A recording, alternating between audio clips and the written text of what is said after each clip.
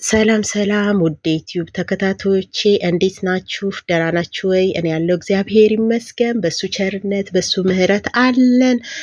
እንዴት ነው የፋሲካን በዓል እንዴት አሳለፋችሁ? ብቅ ጥልቅ ፈካ ደመቅ ነጠፍ ጠሽ ጠንቧ ብላችሁ ማራቶን ምናምን እየተሯሯጣችሁ ግማሹ ቁርጠት ይለቅበታል፣ ግማሹ ሽንት ቤት ለሽንት ቤት ሲሯሯጥ ይታየኛል። እና ለማንኛውም እንኳን አደረሳችሁ ብያለሁኝ።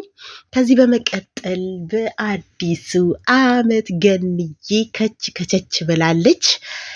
እግዚአብሔር ምስክሬ ነው። ደስ የሚል በቃ እግዚአብሔር አምላክ ፍጻሜን አሳምርልኝ ማለት እንደነሱ አይነት ትዳር ነው። ከነሱ ብዙ ትምህርት መማርን እንችላለን።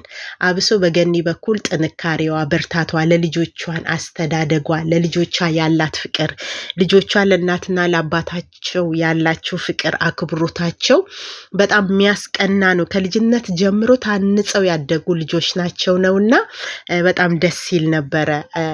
ባልና ሚስት የተጣሉ እንኳን አይመስልም። ተለያይተው አንድ ቤት ውስጥ ስለማይኖሩ ነው እንጂ የተጣሉ ባለትዳር እንኳን አይመስሉም ነበረ። እና እግዚአብሔርም በጣም ነው ደስ የሚለው። እሷም ትልቅ ደረጃ ደርሳ ልጆቿም አድገውላት ለዚህ ወግ ማዕረግ በመብቃቷ እግዚአብሔር ይክበር ይመስገን ብዬ ነው ማስበው። ብዙ ባለትዳሮች ልጆች ያላችሁ ከትዳራችሁ ተፋታችሁ ያላችሁ ነገ እኛም ተስፋ አለን የሚል ራዕይ እንደምታገኙ ተስፋ አደርጋለሁኝ።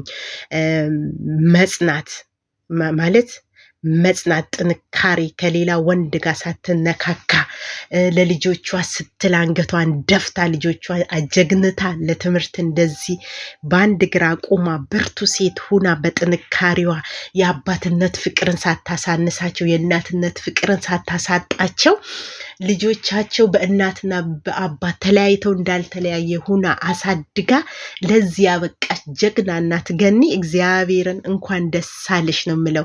እግዚአብሔር አምላክ የማታ እንጀራዬን አሳምርልኝ ማለት ልክ እንደነሱ ነው። በቃ ሌላ ልጅ ሳይቀላቅሉ ከሌላ ዘር ሳይቀላቅሉ እሱም ሳያገባ እሷም ሳታገባ በስተመጨረሻ ልጆቻቸው አድገው እንደዚህ የእናትና የአባታቸውን በድጋሚ ወግ ማዕረግ ማየት ማለት ደስ ይላልና እግዚአብሔርም በጣም ነው የቀናውባችሁ። እኔ በቃ እኔም ነገ ተስፋ አለኝ የሚላለኝ ማለት ነው። እግዚአብሔርን ለካ ምንም ብንበዳደል ምንም ሺህ ጊዜ ወረቀት ብንቀድ ብንለያይ እግዚአብሔር ያጣመረውን ማንም አይለየውም የሚለውን በእናንተ አይቻለሁ። በሰው ዘንድ ያልተቻለ ሰዎች እናንተን ለማስታረቅ ብዙ እንደጣሩ ስትናገሩም ሰምቻለሁ፣ ሰዎችም ሲመሰክሩ ሰምቻለሁ። እና ነገር ግን እግዚአብሔር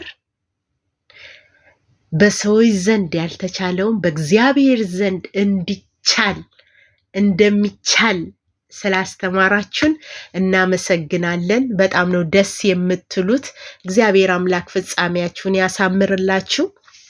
ልጆቻችሁን ለወግ ለማድረግ ሁሉ ያብቃችሁ።